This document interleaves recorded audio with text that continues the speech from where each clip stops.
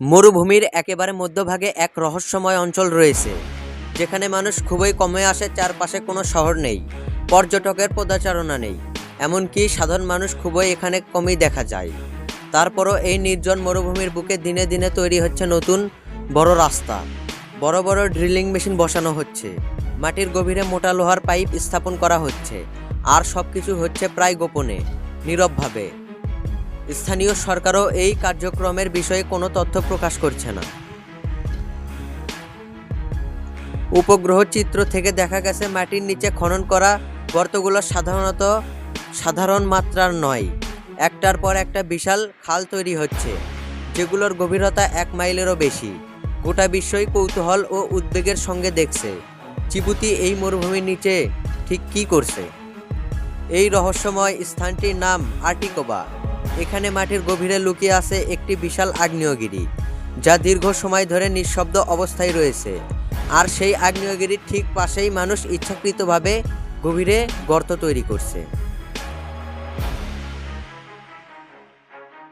আর্টিকোবা অঞ্চলে মাটি প্রায় সারা বছরই অত্যন্ত গরম থাকে। ইতিহাসে দেখা গেছে একদিনে এই অঞ্চলে 800 বার পর্যন্ত ভূমিকম্প রেকর্ড হয়েছে। ছোট বড় কম্পন একটার পর একটা অনুভূত হয় এবং হঠাৎ করেই দেখা দেয় একটি বিশাল ফাটল, যার দৈর্ঘ্য প্রায় 1640 ফুট।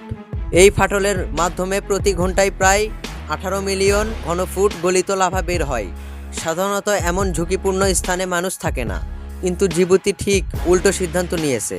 তারা এই আগ্নেয়গিরির ঠিক পাশেই একটার পর একটা গভীর গর্ত খনন করছে। প্রথমবার ড্রিলিং শুরু হলে বিজ্ঞানীরা অভিভূত হন।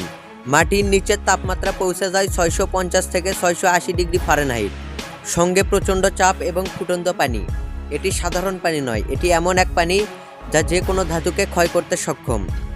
এই পর্যায়ে অনেকেই ভাবতে শুরু করে, জিবুতি এখানে কেন এত গভীরে ড্রিলিং করছে। কেউ কেউ মনে করে হয়তো সামরিক উদ্দেশ্য থাকতে পারে।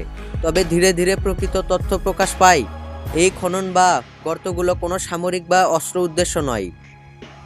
এগুলো তৈরি করা হচ্ছে দেশের একটি গোপন প্রজেক্টের জন্য, যা দেশের শক্তি ব্যবস্থা সম্পূর্ণভাবে পরিবর্তন করতে সক্ষম। জিবুতি সরকার এই প্রকল্পের মাধ্যমে আগ্নেয়গিরির তাপকে বিদ্যুৎ উৎপাদনের কাজে লাগাচ্ছে।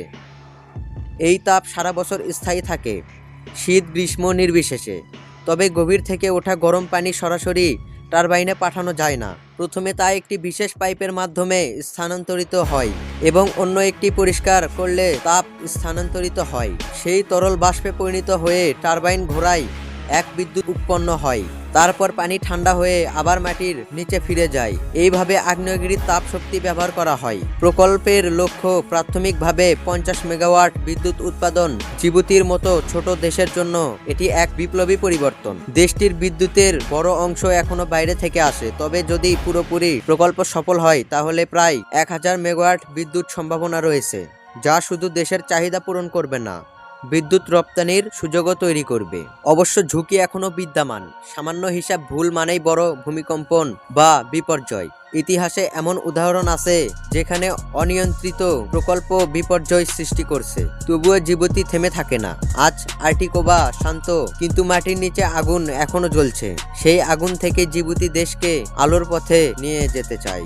এই প্রকল্প শুধু বিদ্যুৎ উৎপাদন নয়, এটি দেশের জন্য এক ধরনের দীর্ঘমেয়াদী বিনিয়োগ।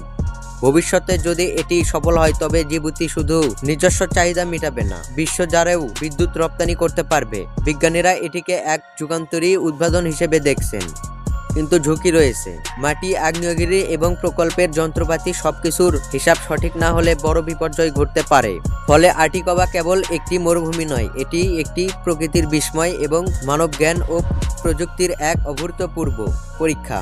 মাটির গভীর থেকে উত্তপ্ত তাপ ব্যবহার করে বিদ্যুৎ উৎপাদন, গোপন খনন এবং দেশের শক্তি নিরাপত্তা সবকিছুর মিলনে তৈরি হচ্ছে এক অবিস্মরণীয় প্রকল্প।